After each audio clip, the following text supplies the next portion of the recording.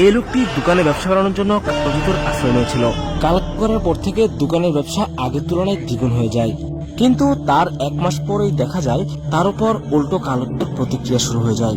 প্রতি রাতেই ওনার সাথে কিছু না কিছু ভয়ঙ্কর অলৌকিক ঘটনা ঘটতে থাকে। আপনারা এই জুতার আলমারিটার থেকে একটু খেয়াল করে দেখুন। দোকানের ভিতর উনি ছাড়া আর কেউ নেই, তাহলে এটা কিভাবে নিজে থেকেই তুলছে? অন্যদিকে ওনার দোকানের কিছু মালামাল উপর থেকে নিজে থেকেই পড়তে শুরু করে।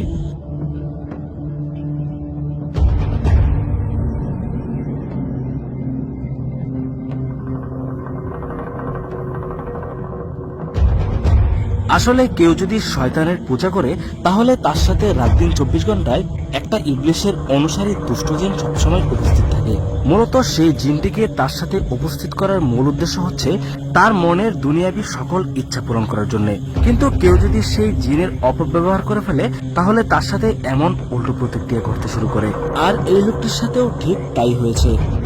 দেখুন, তাকের উপর থেকে কাপড় চোপড় পরে যাওয়ার পর ওনার ঘুম ভেঙে যায়। আর এই ভয়ঙ্কর সম্পূর্ণ ঘটনাটি তারই দোকানের সিসি ক্যামেরায় রেকর্ড হয়েছে।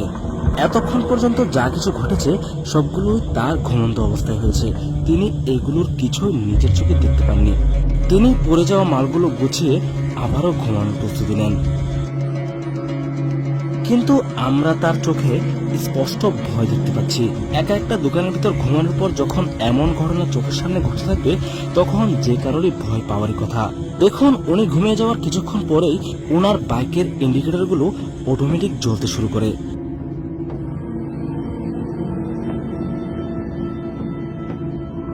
একথা বলতে না বলতেই হঠাৎ আবারও সেই কাপড়গুলো ওনার শরীরের উপর পড়ে যায়। কাপড়গুলো পরার সঙ্গে সঙ্গে ওনার ঘুম ভেঙে যায় এবং তিনি এগুলো নিজের চোখে দেখার পর রীতিমতো ভয় পেয়ে যান। কিন্তু যখনই তিনি দেখতে পেলেন তার বাইকের ইন্ডিকেটরগুলো জ্বলছে তখন বিষয়টা দেখার পর তিনি রীতিমতো ভয় পেয়ে যান এবং হতভম্ব হয়ে তাকিয়ে রইলেন। মানুষের পাপের ফল যখন নিজের ঘাড়েই পড়ে তখন মানুষের আর কি বা করার থাকে।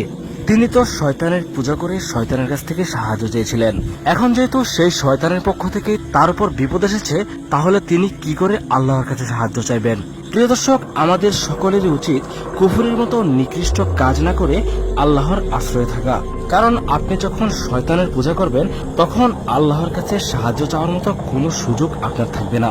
এ পর্যায়ে ওনার সাথে এমন কিছু ঘটে যাবে যেটা দেখার পর আপনার চোখ কপাল উঠে যাবে। দেখুন, তিনি যখন অন্যমনস্ক হয়েছিল তখন হঠাৎ সেই জুতার আলমারিটা ওনার শরীরের উপর পড়ে যায়। চোখের সামনে এইগুলো দেখার পর এবার তিনি মনে মনে অনুতপ্ত হয়েছেন। কিন্তু এখন আর অনুতপ্ত হয়ে কোনো লাভ নেই। তার পাপের ফল অবশ্যই তাকে ভোগ করতে হবে। ভিডিওটি না টেনে দেখতে থাকুন, সামনে গিয়ে অনেক কিছু দেখতে পাবেন। এবার তিনি দুষ্ট জিনের মোকাবেলা করার জন্য হাতে একটা লাঠি নিয়েছেন। এখন প্রশ্ন হলো, সামান্য একটা লাঠি দিয়ে দুষ্ট জিনের মোকাবেলা করা কি আসলে সম্ভব? দেখতে থাকুন।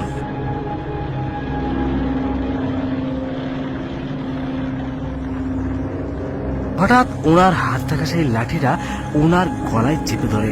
আসলে চোখের সামনে কোনো কিছুই দেখা যাচ্ছে না। অন্যদিকে বাইকের ইন্ডিকেটরটা আবারও জ্বলতে শুরু করে। আস্তে আস্তে ঘরের পরিবেশটা আরো ভয়ানক হতে শুরু করে। তিনি অনেক কষ্টের পর তার গলা থেকে সেই লাঠিটি সরাতে সক্ষম হন এবং ঘরের পরিবেশ দেখার পর তিনি আর নিজেকে ধরে রাখতে পারছেন না। এক প্রকার পাগল হয়ে গিয়েছেন এবং কোনো উপায় না পেয়ে তিনি আজান দিতে শুরু করেন। আসলে আজানের মাধ্যমে যে কোনো দুষ্ট শক্তিকে প্রতিরোধ করা সম্ভব। প্রিয় দর্শক, সবশেষে আপনাদের কাছে অনুরোধ করছি, দয়া করে কখনোই কেউ কুফরের মতো নিকৃষ্ট কাজে নিজেকে জড়াবেন না। কারণ কুফরের ফল কখনোই ভালো হয় না।